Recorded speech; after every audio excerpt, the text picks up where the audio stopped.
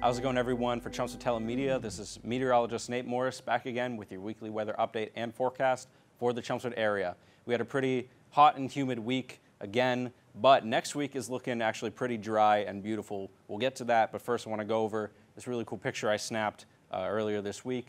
As you can see, we had some sunbeams going past this cloud, and what's really interesting is, you can see this obvious difference between the shadow and the light hitting behind the cloud or around the cloud. And what makes this event special is usually when you have sunbeams, the technical name is a crepuscular ray, coming from the Latin word which means like dawn or dusk.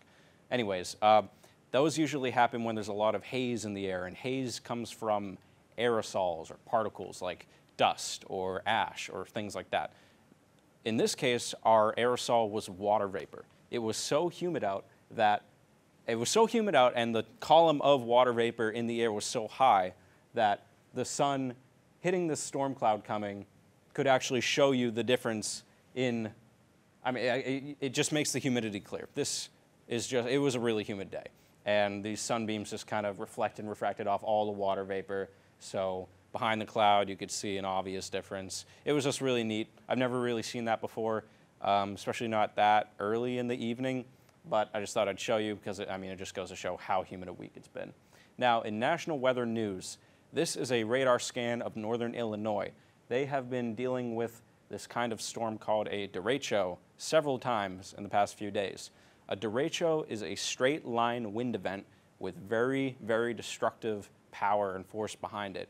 It's formed when you have a storm in front of some very humid and unstable air mass, and as the storm grows, the downdrafts that come with it end up hitting the ground, spreading out, and then that downdraft acts as like one of those, it acts like a plow in front of a plow truck. It just starts scraping up all this more moist air in front of it, and so it starts as like one storm, and then the downdraft hits, spreads out, and that scrapes up more moisture and turns it into this sort of bow-shaped storm that just spreads out in a swath. And these things can have an insane amount of energy behind it. You saw there gusts up to 70 miles per hour with a maximum of 105. We're talking like, that's like a Category 2 or Category 3 hurricane. I think just Category 2. It's kind of insane to have that happen out in the Midwest. And these things can go on for a while. This was a famous derecho that happened in 2012. Started out in pretty much the same exact spot as this one in eastern Iowa, northern Illinois. And you can see it went all the way down to the Atlantic. That's pretty crazy. And all those blue dots are reports of wind damage. So that was a very famous derecho. Up here in New England, we only see one maybe once every 3 or 4 years.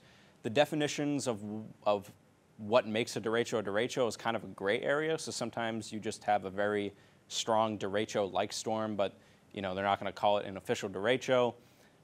Point is, we don't see it that often. They see it maybe like 3 or 4 times a year, and about 3 of those have happened in the past 48 hours. So that's pretty crazy. And as you can see, left some heavy damage down in Lacon, Illinois. Lacon, I don't know. But as you can see, trees, branches everywhere. It was pretty destructive. Now, as for here in Chelmsford, Wednesday is going to be another hot and humid and disgusting day with feels like getting up into the low 100s. Clouds increase as the day goes on, and then 6 p.m. to 9 p.m. is going to get really cloudy, really muggy, just horrible. You don't want to be outside for that. And then 9 p.m., those storms start to initiate. My graphic's kind of messed up. You can see our future radar shows those storms hitting around 9 p.m., but here's the great news. After that, you can expect an amazing week. This is the Climate Prediction Center's forecast for temperature outlook. As you can see, for us, it's only a little bit above, but compare that to what has been basically this for us the past few weeks, it's going to be way nice.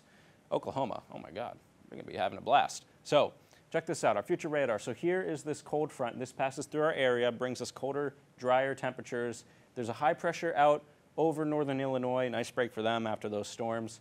And this pattern just continues all the way throughout the late this week, throughout the weekend, just dry weather, no storms.